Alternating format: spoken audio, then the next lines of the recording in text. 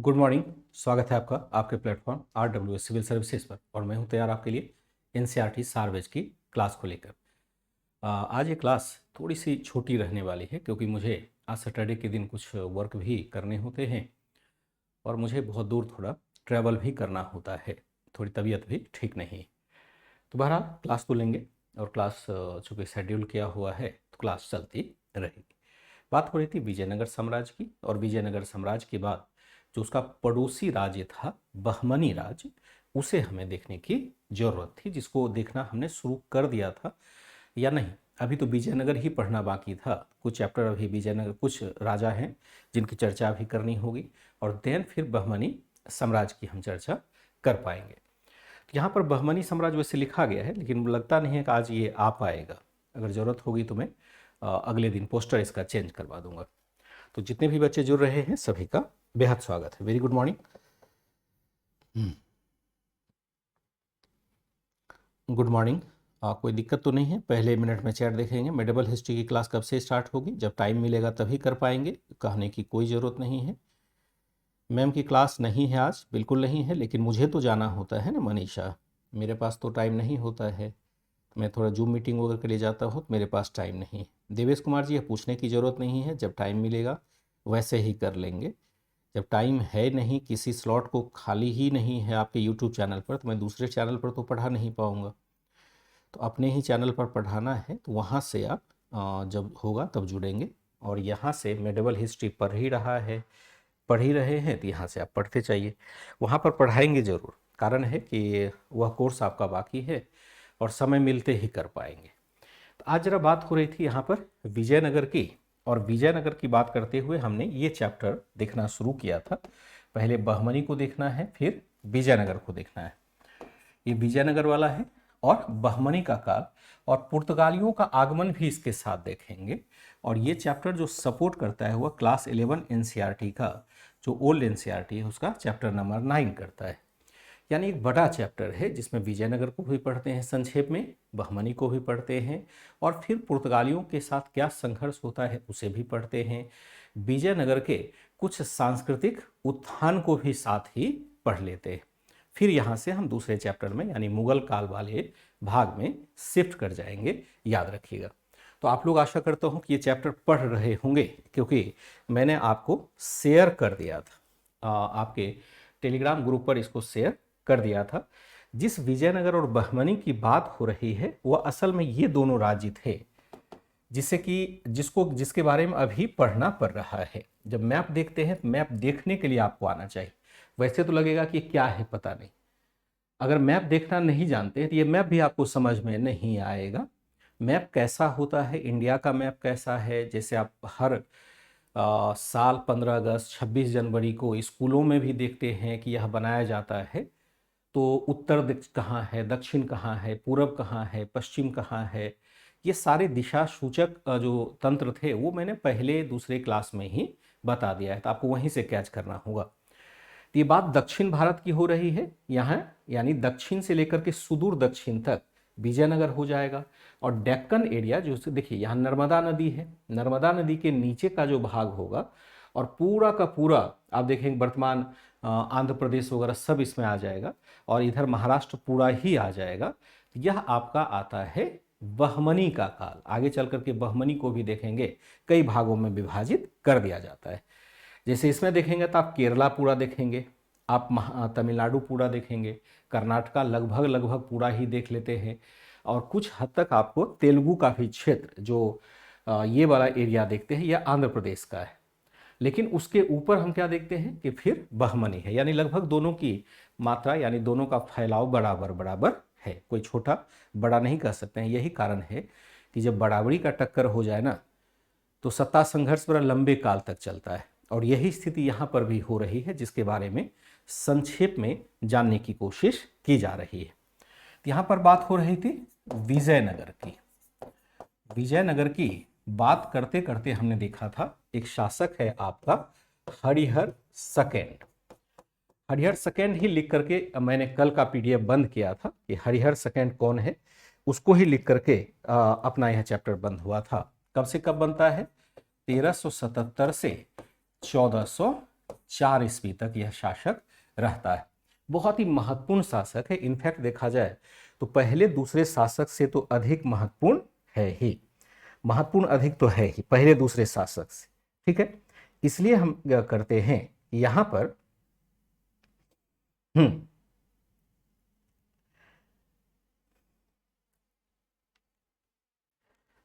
देखिए यहां पर क्या है, इसने दक्षिण की तरफ, खास करके उत्तर भारत तो आना इसके लिए मुश्किल होगा, उत्तर का मतलब ऊपर की तरफ, इसने दक्षिण की तरफ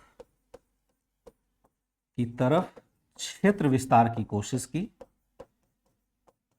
क्षेत्र विस्तार की कोशिश की, जहां पर कोशिश की जहां पहले से ही वारंगल के राज्य, वारंगल तथा उड़ीसा के गजपति शासक, उड़ीसा के गजपति शासक, अब गजपति शासक का मतलब क्या हुआ, गजपति जिसकी उपाधि थी उसकी चर्चा हो रही है। उड़ीसा के गजपति शासक, क्या लिखा, इसने दक्षिण की तरफ क्षेत्र विस्तार की कोशिश की जहां पहले से ही वारंगल तथा उड़ीसा के गजपति शासक क्षेत्र विस्तार का प्रयास कर रहे थे, विस्तार का प्रयास कर रहे थे।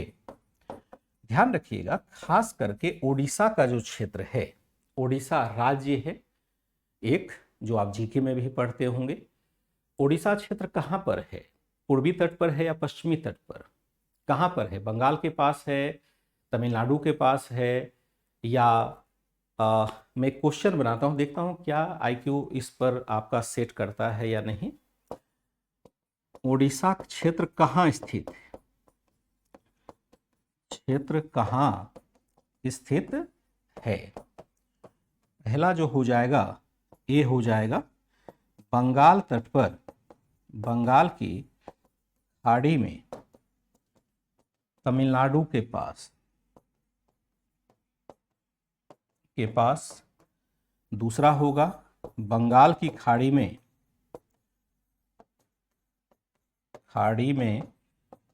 कर्नाटक के पास। तीसरा हो जाएगा बंगाल की खाड़ी में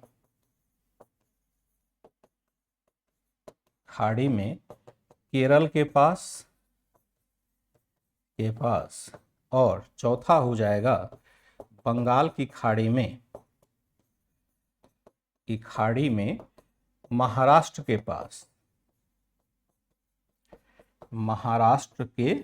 पास, क्या सही इसका उत्तर देना चाहे, मैं ये भी लगा दूंगा, पोल भी लगा दूंगा।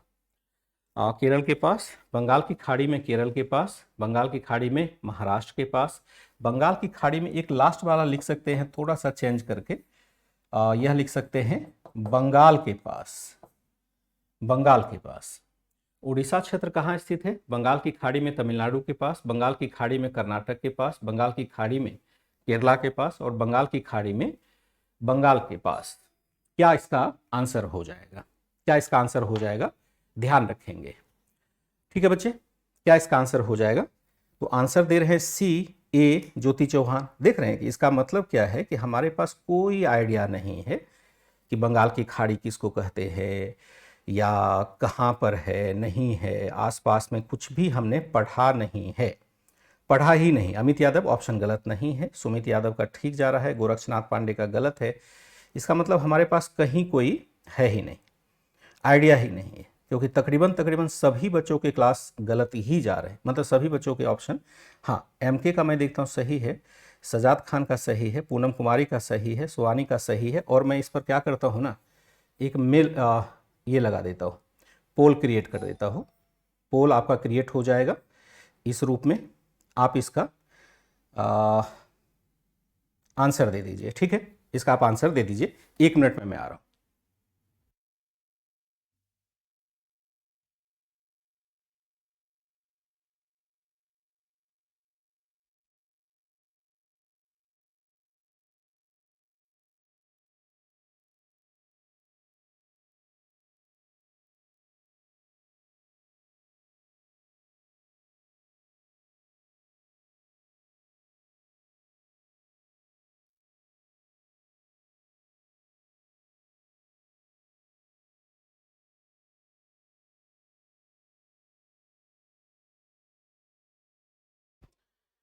ठीक है बच्चे, क्या इसका आंसर दे पा रहे हैं आप? आंसर जो दे पा रहे हैं वह मुश्किल से, चलिए अब तो खैर ठीक है, 57% बच्चे हैं। अब जो बच्चे गलत कर रहे हैं वो समझ जाएंगे कि हमारी स्थिति क्या है, क्योंकि हम बेसिक चीज़ को भी नहीं जानते। अब बंगाल की खाड़ी में तमिलनाडु के पास कहाँ होगा? अगर हम उड़ीसा की बात करें तो ऐसे में थोड़ा थोड़ा ना कभी कभी पढ़ाने की इच्छा मर जाती है। अब उड़ीसा तो हम ऐसे नहीं पढ़ा सकते हैं कि कहाँ पर उड़ीसा है, कहाँ पर बंगाल है, कहाँ बिहार है, कहाँ उत्तर प्रदेश है। कुछ बातें भाई साहब खुद ही सीखना पड़ेगा, अदरवाइज तो सब कुछ समझाना नामुमकिन सा है। अब मैं कह रहा हूँ कि उड़ीसा का शासक हमला कर रहा है, कहाँ से हमला कर रहा है, ये बातें जब तक दिमाग में फ्रेम नहीं आएगी नहीं समझ पाएंगे, चाहे मैं कुछ भी प्रयास कर लूँ बिल्कुल समझ में नहीं आएगा। अब देखो कर क्या रहा है, बंगाल की खाड़ी के साथ हम देखते हैं, बंगाल की खाड़ी तो ये पूरा का पूरा बंगाल की खाड़ी है, और ये उड़ीसा राज्य यहाँ है, महानदी के किनारे है, जिसको हम कलिंग भी कहते हैं, उड़ीसा राज्य। अभी तक पढ़ते चले गए, इसका मतलब है कि कलिंग को हमने समझा ही नहीं। बंगाल के ठीक सटा हुआ है, आंध्र प्रदेश के ठीक ऊपर है, और यहां से ये शासक यहाँ आता है हमला करने के लिए। तमिलनाडु तो यहाँ है ना भाई साहब, तमिलनाडु यहाँ है, इसके बाद आंध्र प्रदेश है, इसके बाद उड़ीसा है, फिर बंगाल है, फिर आगे बढ़ेंगे बिहार है, नीचे झारखंड है, फिर उत्तर प्रदेश है, फिर मध्य प्रदेश है, फिर राजस्थान है, हरियाणा है, पंजाब है, जम्मू कश्मीर। इस टाइप से राज्य तो याद कर लेना पड़ेगा, या मैं क्या कहूँ कि क्या याद कर लेना चाहिए, ये सब बातें तो हमें पहले से ही क्लियर होना चाहिए, नहीं तो फिर पढ़ने का यही कारण है कि आप समझ नहीं पाते। मूल कारण ये तो मैंने समझो रेंडमली आपको चेक कर लिया तो आप समझ नहीं पा रहे। ठीक है, चलिए कोई दिक्कत नहीं है, मैंने चेक कर लिया, आप लोग अपना जानिए, मैं अपने हिसाब से लेकर के चलता हूँ। तो उड़ीसा क्षेत्र कहाँ स्थित है, ये हमने कर दिया पोल। चलिए आंसर इसका क्या हो जाएगा, आंसर डी हो जाएगा, बंगाल के पास होगा। हमने क्या देखा, इसने दक्षिण की तरफ क्षेत्र विस्तार की कोशिश की, जहां पहले से ही वारंगल तथा उड़ीसा के गजपति शासक क्षेत्र विस्तार की कोशिश हो रही थी, क्षेत्र विस्तार की कोशिश कर रहा था यहां पर पहले ही। फिर हमने क्या देखा, यहां पर इसी समय क्या होता है, इसी समय इसने क्या किया, इसी समय ठीक इसी समय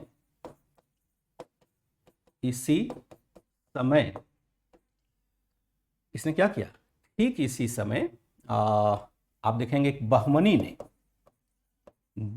राज्य ने गोलकुंडा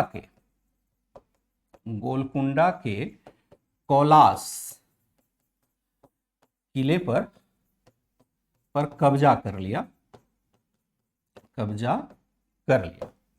ठीक इसी समय कब्जा कर लिया। हालांकि इस शर्त पर दोनों राज्य में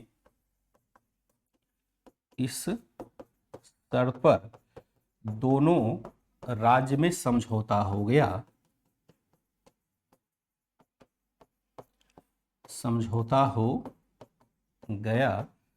कि क्या करना है, कैलाश किले पर कब्जा कर लिया। हालांकि इस शर्त पर दोनों राज्य में समझौता हो गया कि आगे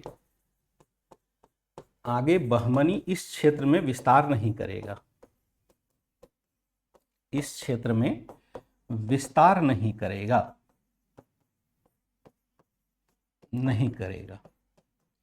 आगे बहमनी क्या करेगा, इस क्षेत्र में विस्तार नहीं करेगा। इस शर्त पर एक समझौता हो जाता है। देखिए नाम अलग अलग होता है, ये शिवम जी आपके सोचने का तरीका ही गलत कर लिया है। पहली बार अमित यादव क्यों आपने गलत दिया, क्योंकि ये सब चीजें जो है बहुत बेसिक क्लास की है। जैसे आपने कहा गजपति तो स्वाभाविक है, हाथियों का स्वामी होगा, नाम उपाधि इसी टाइप से बनती थी। गजपति शासक के बारे में अगर मौका लगेगा तो आगे पढ़ेंगे। देखिए उड़ीसा के क्षेत्र में दो शासक, मतलब कुल मिलाकर के देखा जाए तो 3 ही राजवंश की चर्चा मिलती है पूरे मध्यकालीन भारत तक, प्राचीन से मध्यकालीन तक। पहला आप देखेंगे उड़ीसा की चर्चा जो होती है वह अशोक के समय होती है। उस समय उड़ीसा क्षेत्र को कलिंग कहा जाता था।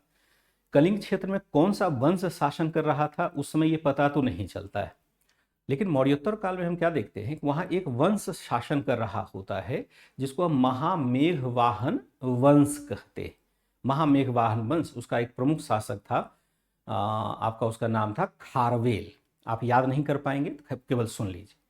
दूसरा फिर हम देखते हैं चर्चा में आता है 10वीं 11वीं शताब्दी के आसपास, जब वहां पर एक शासक शासन कर रहा था, एक शासक वंश शासन कर रहा था जिसका नाम था गंग वंश। सबके पीछे गंग लगा हुआ है। गंग का मतलब गंगा भी हो सकता है, अब पता नहीं क्या था। उसने वहां पर कोणार्क मंदिर वगैरह बनवाया था। फिर उस वंश का पतन हुआ और उड़ीसा के क्षेत्र में एक तीसरा प्रमुख वंश स्थापित होता है जिसका नाम है आपका जो अभी गजपति वंश उसको कहते हैं, क्योंकि सबके पीछे प्रताप रुद्र गजपति ऐसे सबके पीछे गजपति ही लिखा होगा, इसलिए उसको गजपति वंश कहते हैं। 3 ही बार चर्चा में जनरली इतिहास में आता रहा है। ठीक है। सातवाहन अलग है, महामेघ वाहन अलग है, सब चीज अलग अलग है, सबको आपको करना पड़ेगा, नहीं तो मैं क्लास ही कैसे ले पाऊंगा भाई। थोड़ी सी सहायता तो करो आप अपनी। ठीक है, हमने क्या देखा यहां पर, इसमें हम क्या देखते हैं, विस्तार नहीं करेगा। इस अवसर पर समझौता क्या होता है, समझौते के तहत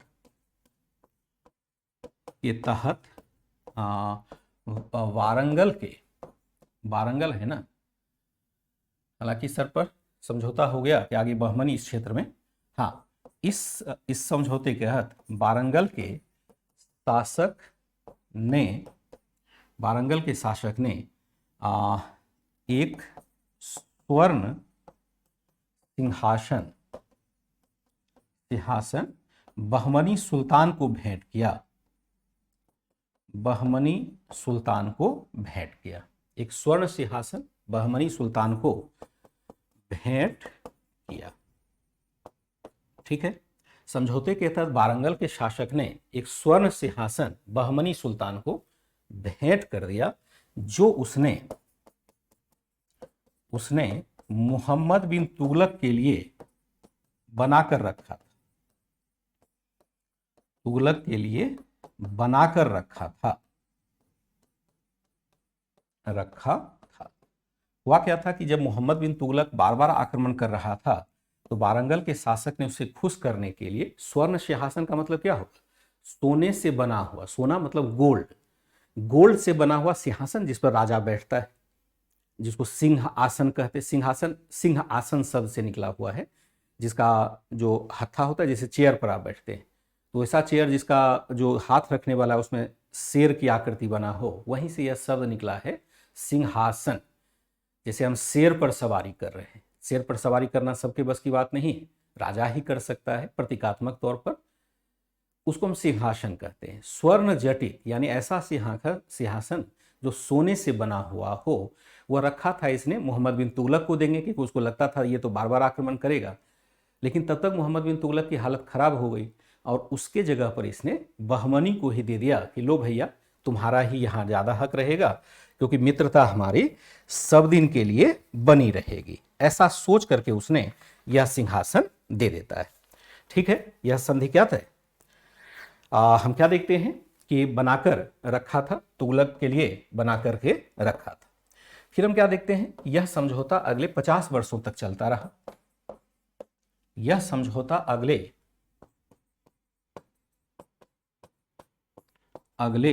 50 वर्षों तक चलता रहा।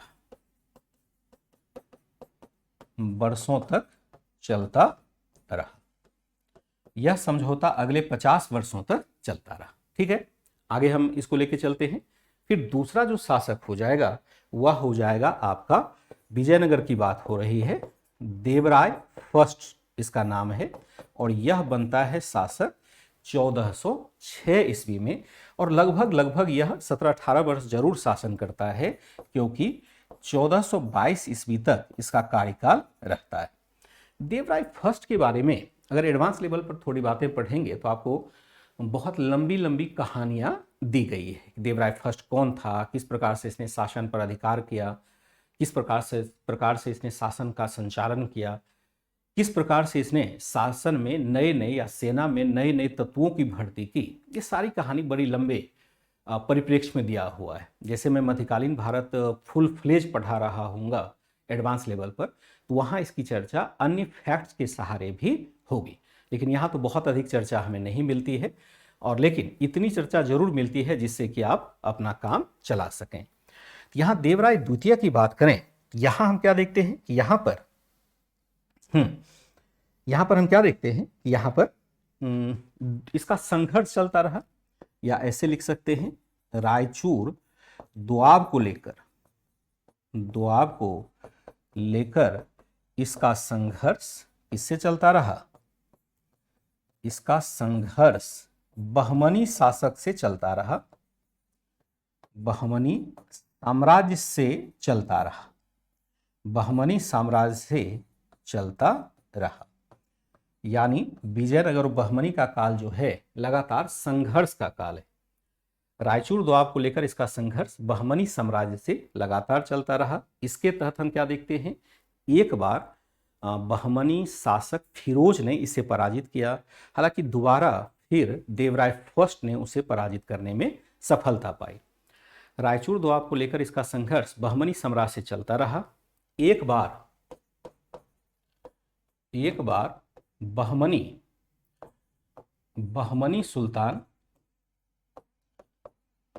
सुल्तान फिरोज शाह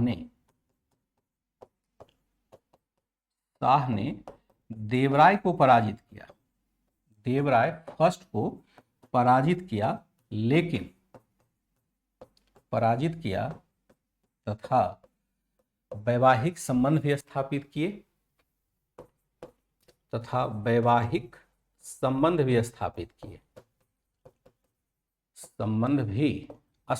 किए, हालांकि अगली बार स्थापित किए, हालांकि कुछ ही वर्षों के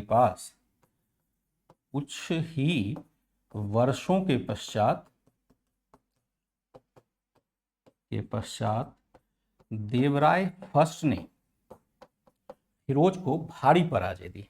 देवराय फर्स्ट ने फिरोज को भारी पराजय दी।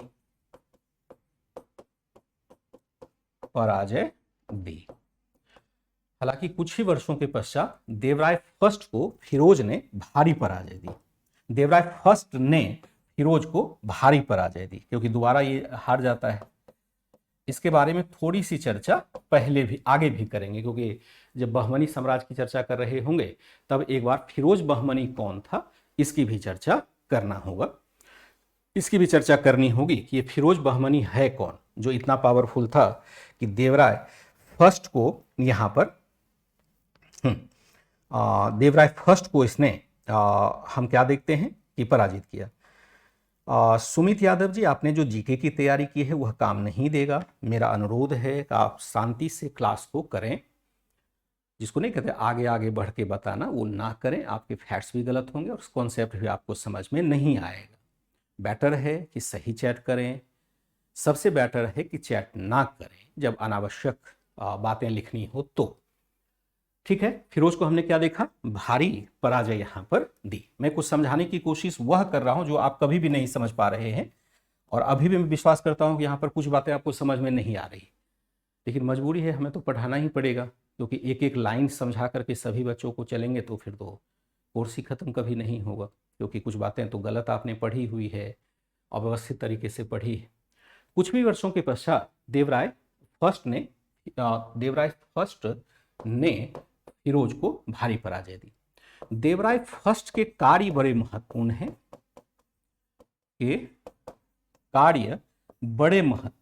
पहला जो कार्य है वह है आपका तुंगभद्रा नदी पर एक बांध बनवाया। तुंगभद्रा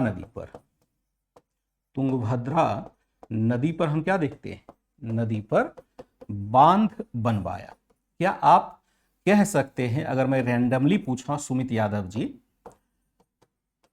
बनवाया, क्योंकि चैट आप ही कर रहे हैं तो आप ही लपेटे में आएंगे। 2 बच्चे जरूर जवाब देंगे, प्रिंस गुप्ता जवाब देंगे और एक सुमित यादव जवाब देंगे, अन्य बच्चे तो देंगे ही देंगे। अगर आपसे पूछा जाए कि ये जो लिखा हुआ है कि तुंगभद्रा नदी पर बांध बनवाया, अगर यह पूछा जाए कि तुंगभद्रा नदी किस नदी की सहायक नदी है, गूगल मत करने लगना, या गूगल कर लो, आप सही उत्तर दो। तुंगभद्रा नदी किस नदी की सहायक नदी है? कल मैंने एक ग्राफ भी बना के आपको दिखाया था कि रायचूर दोआब किसको कहते हैं, तुंगभद्रा दोआब किसको कहते हैं, कृष्णा गोदावरी कहाँ है, गोदावरी कृष्णा कहाँ है, ये सारी बातें मैंने कल बताई थी। यहां पर आपको देना है कि बिल्कुल अजीत जी, वहां बहुत कुछ बताना बाकी है, लेकिन क्या कहूं, टाइम ही नहीं मिल पा रहा है। ठीक है, इससे हम क्या देखते हैं कि यहां पर आप जवाब दे दीजिएगा, मैं तब तक लिखता हूं। बांध बनवाया, इससे हम क्या देखते हैं, इससे सिंचाई के नहर निकलवाए, सिंचाई के नहर निकलवाए जिसके कारण क्या होता है, जिसके कारण राज्य की आय कितनी बढ़ गई, राज्य की आय बढ़ गई कितनी, इससे सिंचाई के नहर निकलवाए जिसके कारण राज्य की आय कितना बढ़ जाता है। बिल्कुल सही है प्रिंस, सही है, सभी बच्चों का सही आंसर है, सभी बच्चों ने सही आंसर दिया है। कृष्णा नदी का ये भाग है, कृष्णा नदी का है, सभी बच्चों ने बिल्कुल सही उत्तर दिया। हमने क्या देखा कि राज्य की आय 3.5 लाख पेरदा, नाम याद रहेगा, एक सिक्के का नाम है, विजयनगर काल की का एक क्वाइंस है। मैं यहां से प्रश्न पूछ दूंगा आपसे कि देखो क्वेश्चन मार्क मैंने लगा दिया ना, कि जब मैं आपके लिए प्रश्न बनाता हूं टेलीग्राम पर, वहां पर मुझे ध्यान रहता है कि मुझे क्या प्रश्न बनाना चाहिए और क्या मैंने कहा था बच्चों से पूछूंगा। तो यहाँ मैंने क्वेश्चन मार्क लिखा दिया, और जैसे मैं यह PDF देखूंगा मुझे पता चल जाएगा कि आप कहाँ पर फंसने वाले हैं, और मैं यहाँ पर आपसे प्रश्न पूछ दूंगा। जिसके कारण राज्य की आय 3.5 लाख पेरदा बढ़ गई। पेरदा क्या है, एक मानक स्वर्ण सिक्का है जो आप देखते हैं, मानक सिक्का कहिए, मानक सिक्का है जो विजयनगर के शासनकाल में चला करता था। ठीक है, इसने क्या किया, दूसरा जो किया वह यहां दिखाया तो नहीं गया है मैप पर, हरिद्रा नदी पर बांध बनवाया। और क्या करना है, मैप वाली बुक में खोजना है, खोज सकते हैं तो। जो मैप की बुक खरीदा है आपने, उसको रखने रहना है। अब भारत के भौगोलिक भाग वाले चैप्टर को खोलेंगे मैप को, वहाँ पर आप देखेंगे कि सभी नदियों की चर्चा होती है, छोटी से छोटी नदी की चर्चा है। वहाँ पर आपको दक्षिण भारत में देखेंगे कि हरिद्रा बांध परियोजना भी है, वहाँ पर वर्तमान में हरिद्रा नदी कहाँ है वह आपको दिख जाएगा।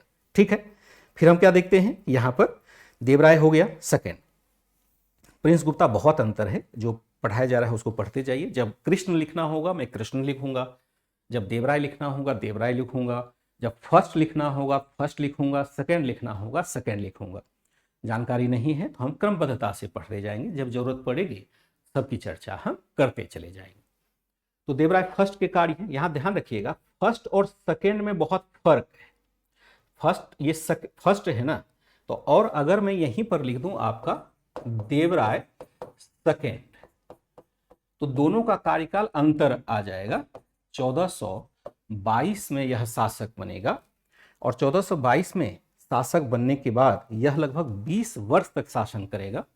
1446 ईस्वी तक यह शासन करता रहेगा। ये एक बहुत महत्वपूर्ण शासक था, अत्यंत महत्वपूर्ण शासक था, बहुत ही महत्वपूर्ण शासक था। महत्वपूर्ण का मतलब होता है वह शासक जो राज्य प्रशासन के विकास में कोई ठोस योगदान दे पाता हो, ऐसा योगदान जो सदियों तक चलने वाला है, उसको हम कहेंगे एक मानक शासक या महत्वपूर्ण शासक। इसी संदर्भ में कहा जा रहा है यह एक महत्वपूर्ण शासक है, बहुत ही इंपॉर्टेंट शासक है। कैसे इंपॉर्टेंट शासक है, ये देवराय द्वितीय वाला जो है वो कैसे इस होगा, यहां हम क्या देखते हैं, इसने एक बहुत महत्वपूर्ण काम किया कि सेना को शक्तिशाली बनाने के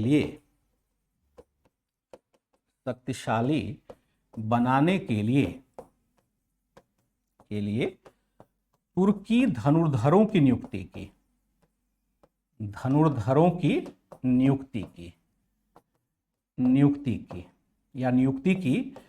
परंपरा प्रारंभ की, क्योंकि आगे भी चलता रहा। ये क्या चीज है भाई, परंपरा प्रारंभ की। अब ये क्या चक्कर है, शक्तिशाली बनाने के लिए तुर्की धनुर्धर क्या होता है? धनुर्धर मतलब क्या होता है? धनुर्धर मतलब क्या होता है? कुछ आइडिया है शब्द का? धनुर्धर का मतलब होता है जो धनुष और तीर चलाता हो, यानी जो जैसे भगवान राम को कहते हैं वह धनुर्धर हुआ करता था। कृष्ण को हम धनुर्धर कहते हैं, भगवान कृष्ण को धनुर्धर नहीं कहते। उनके पास का जो मुख्य हथियार था वह सुदर्शन चक्र था। भगवान राम जब भी प्रहार करते थे तो धनुष से करते थे। धनुष जो धारण करता है उसको हम धनुर्धर कहते। उस काल की बात तो अलग थी, लेकिन इस काल में जो प्रमुख योद्धा होते थे, यानी तीर चलाने की जो सटीकता थी वह तुर्की योद्धाओं में अधिक थी। जो टर्किश लोग थे वो तीर चलाने में बड़े सटीक होते थे, बहुत तेज तीर चलाते थे और ऐसा तीर चलाते थे जो जानलेवा होता था। और ये फायदा मिल रहा था बहमनी शासक को, क्योंकि वह तो मुसलमान बेस्ड था, यानी इस्लाम बेस्ड शासन था। तो जितने भी तुर्की के धनुर्धर आते थे वो शामिल हो जाते थे बहमनी साम्राज्य के तहत, या साम्राज्य में शामिल हो जाते थे। और विजयनगर में वैसे सैनिक नहीं आ पाते थे जो एकदम से उसको टक्कर दे सके धनुष चलाने में, तीर चलाने में। और एक यह भी था कि शुरुआत में हमने देखा कि थोड़ा हिंदू कॉन्सेप्ट भी था। अगर विजयनगर की स्थापना को देखते हैं तो सभी लोगों को एक करने के लिए थोड़ा हिंदुत्व का एक नारा भी दिया गया था। इस वजह से भी मुस्लिम सैनिकों को बहुत स्थान नहीं दिया जाता था। लेकिन अब देवराय द्वितीय ने कहा कि ये तो भाई गलत है, क्योंकि हमारी सेना तब प्रभावी होगी जब हम तुर्की सैनिकों को भी अपने सेना में स्थान देंगे। और फिर वहां पर उसने एक परंपरा प्रारंभ की कि तुर्की धनुर्धरों को भी अपनी सेना में स्थान दिया जाने लगा। यहां से भी क्वेश्चन बनता है कि किसने इस परंपरा की शुरुआत की थी? किसने? यहाँ अर्जुन भी कह सकते हैं, ठीक है। द्रोणाचार्य है, अर्जुन है, सबको हम वही कह सकते हैं, ठीक है। हालांकि हम क्या देखते हैं यहां पर दो यात्री इसके काल का, या एक लाइन और लिख सकते हैं, इसके काल में भी विजयनगर बहमनी संघर्ष चलता रहा।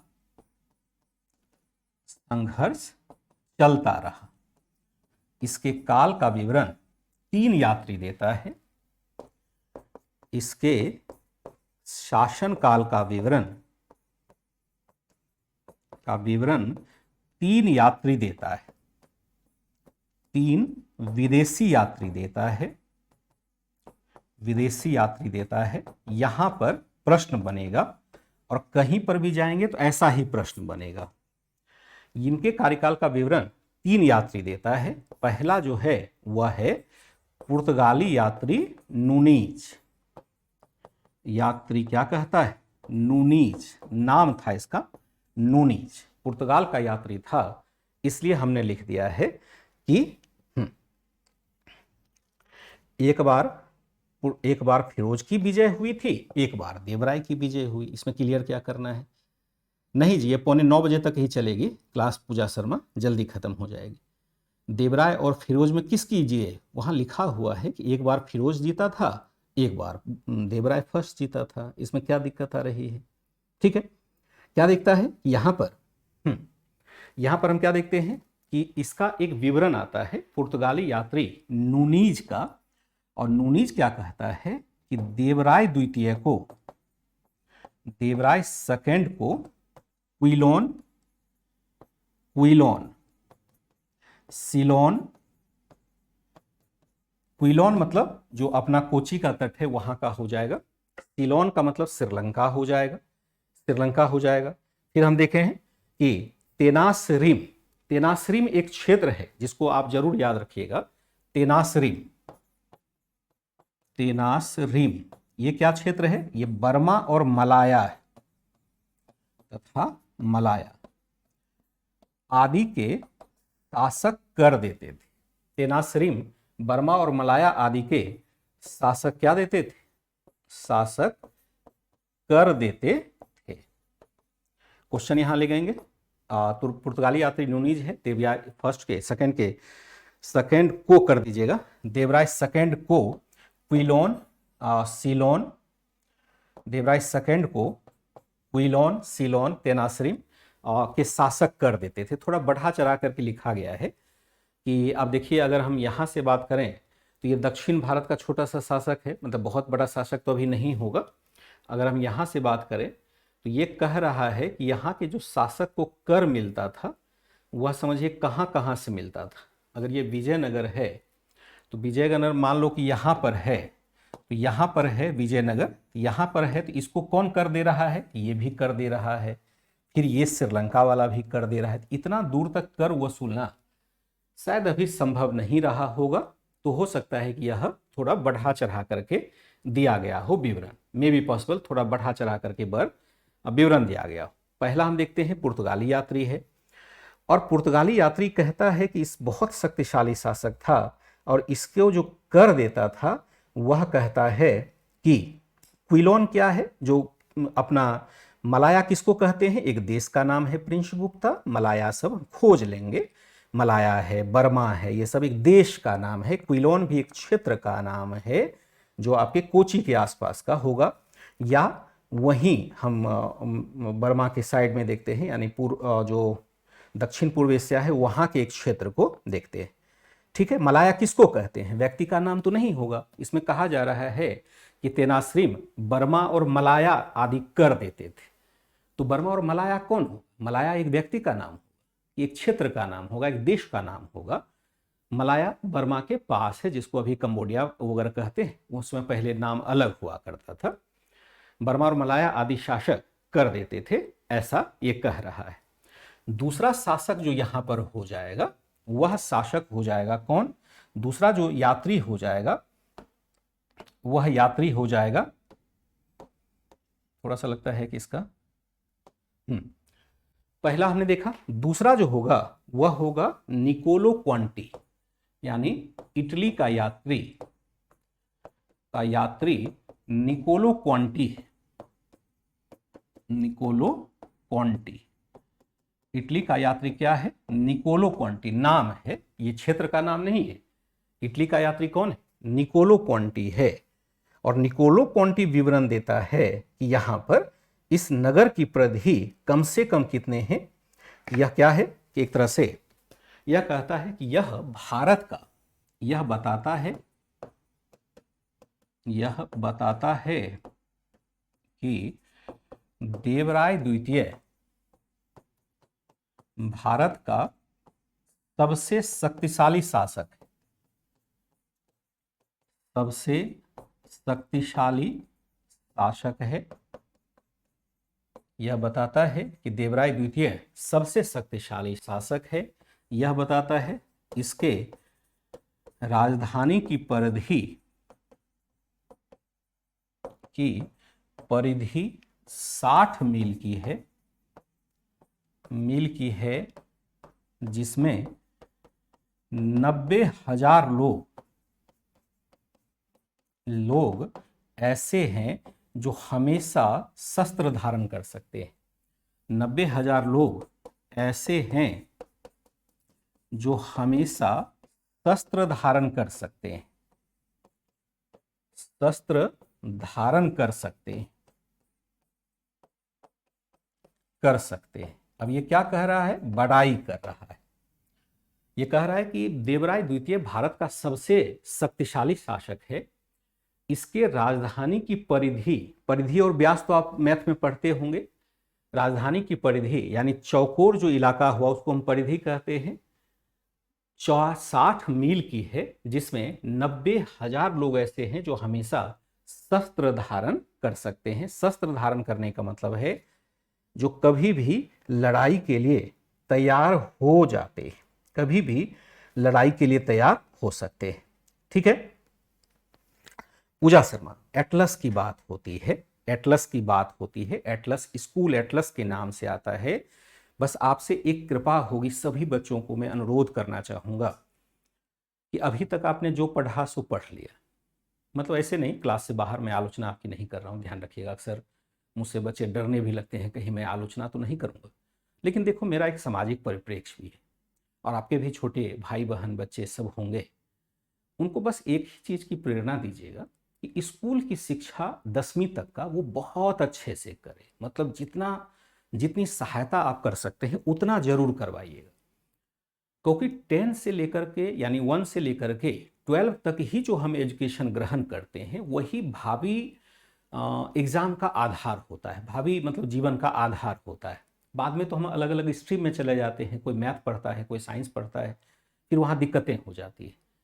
10th तक तो हमें ज़बरदस्त पढ़ाई करनी होगी, और यह प्रेरणा आप लोग तो निकल चुके हैं उस क्लास से, अपने छोटे भाई बहन बच्चों को, घर के बच्चों को जरूर दीजिएगा। मार पीट करके नहीं देना है, प्यार से समझाना है।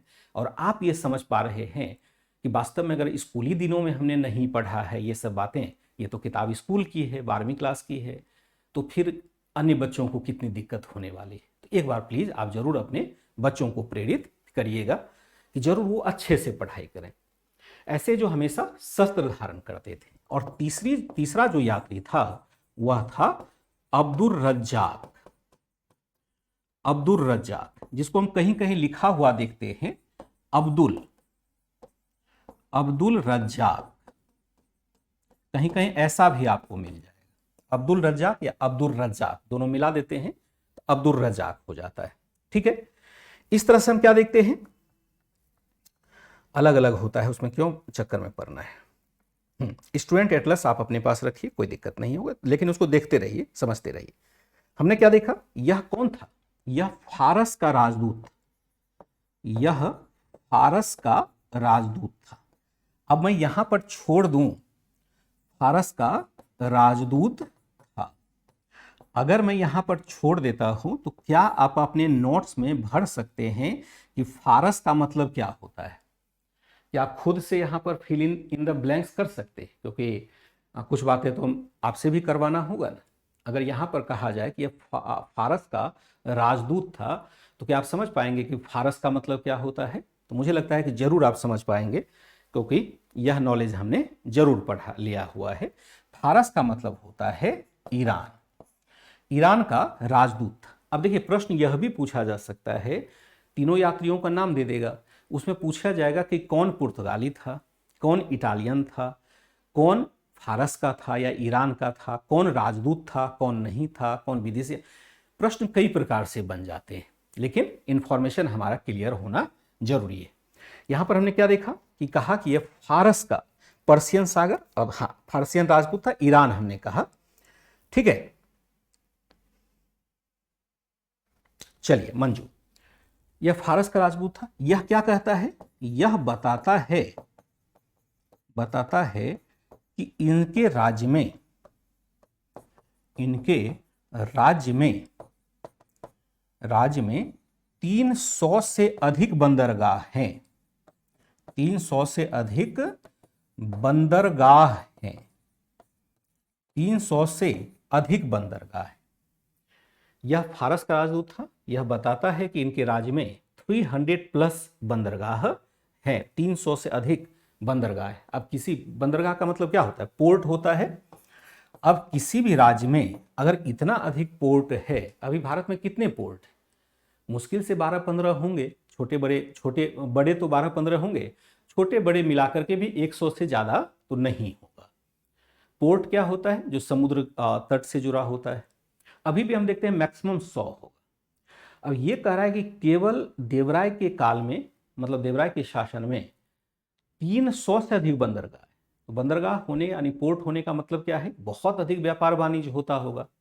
ये बहुत बड़ा कॉम्प्लीमेंट है इस शासक का, जहाँ की कहता है कि यह 300 से बड़े बंदरगाह थे, और सभी जो था, हाँ और भी कहता है बंदरगाह थे, और सभी बंदरगाह कितने थे, बंदरगाह कालीकट के बराबर, वही कालीकट जहां पर आया था, कालीकट के बराबर था, के बराबर का है, कालीकट के बराबर का है, बराबर का है। सभी बंदरगाह कालीकट के बराबर का है। अब इतनी बड़ा, इतना अधिक, हम क्या देखते हैं यहाँ, अंशु यादव नहीं, आधुनिक भारत हम लोग पढ़ रहे हैं, अंशु भारत, अगर आपको पता नहीं है कि कौन सा भारत चल रहा है, प्लीज पहले सिलेबस देख लीजिएगा। ठीक है, यह कहता है यहां पर एक दो इंफॉर्मेशन और देता है। पहला कहता है कि इसके सेना में लगभग लगभग कितने थे पता है? सेना में 11 लाख सैनिक, सेना में 11 लाख सैनिक 11 लाख तो बहुत बड़ी संख्या है, अब भी भारत के पास नहीं है। और क्या कहता है? इसके राजकोष में अनेक बड़े बड़े गड्ढे हैं। इसके राजकोष में अनेक बड़े बड़े गड्ढे हैं, बड़े बड़े गड्ढे हैं, अनेक बड़े बड़े गड्ढे हैं। ठीक है, जो सोने या जो पिघले सोने और चांदी से भरे हुए, जो पिघले सोने और सोने तथा चांदी से भरे हुए,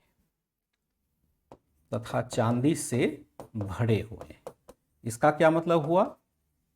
भरे हुए हैं।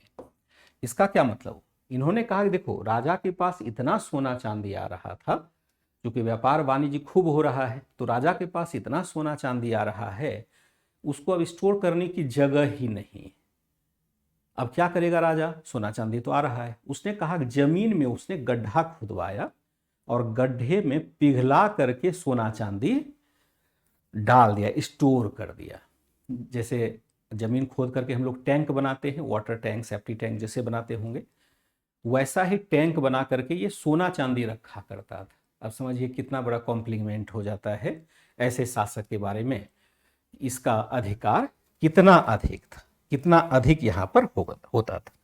ठीक है, ये था हमारा मुख्य जो है। हाँ, अंशु यादव, आपके लिए पहले ही इंफॉर्मेशन दिया जा चुका है। आप क्लास शुरू से देखिए, फिर से देखिए, दोबारा देखिए, तिबारा देखिए, सारी इंफॉर्मेशन क्लास के प्रारंभ में दी जाती है। बीच में ज्वाइन करते हैं, कैसे इंफॉर्मेशन मिलेगा।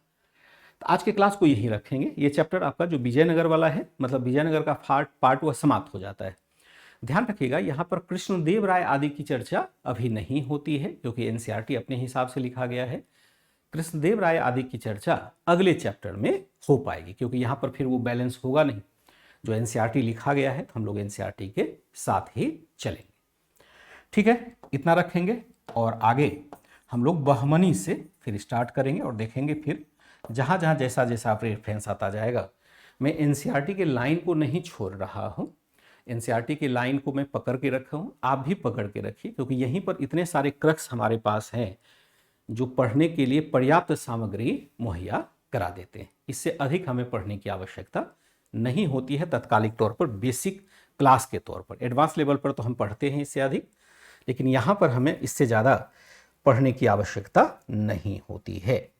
महिपाल सिंह, आज की क्लास और चैप्टर कौन सा है ये आपको पहले ही देखना होगा, जो क्लास हमने कराई हुई है। आप क्लास में नहीं जुड़ते हैं तो मेरे विचार से आपके लिए फिर ये कोर्स भी अप्रासंगिक। ये पहले ही जब क्लास शुरुआत हुई थी, विजयनगर बहमनी का काल, पुर्तगालियों का आगमन है, चैप्टर नंबर 9 है, class 11 old NCERT Satish Chandra लिखा हुआ है। तो आपसे करबद्ध प्रार्थना है कि क्लास के साथ जुड़ें, क्लास को समझ के चलें, बेवजह का टाइम पास ना करें। बेटर होगा कि आप रिकॉर्डेड क्लास देखें, क्योंकि समय से सुबह उठना और फिर क्लास को एंजॉय भी नहीं कर पाना तो आपके लिए थोड़ा मुश्किल होगा।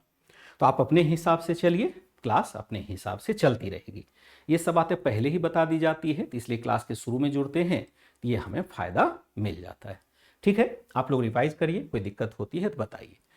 कुछ बातें जो अभी तक आपने नहीं समझी है, एक झटके में मैं शायद समझा भी न पाऊँ, जैसा कि मैप वाले भाग में हो रहा था, तो आपको बार बार ही यहाँ रिवाइज करना पड़ेगा। Bye and take care.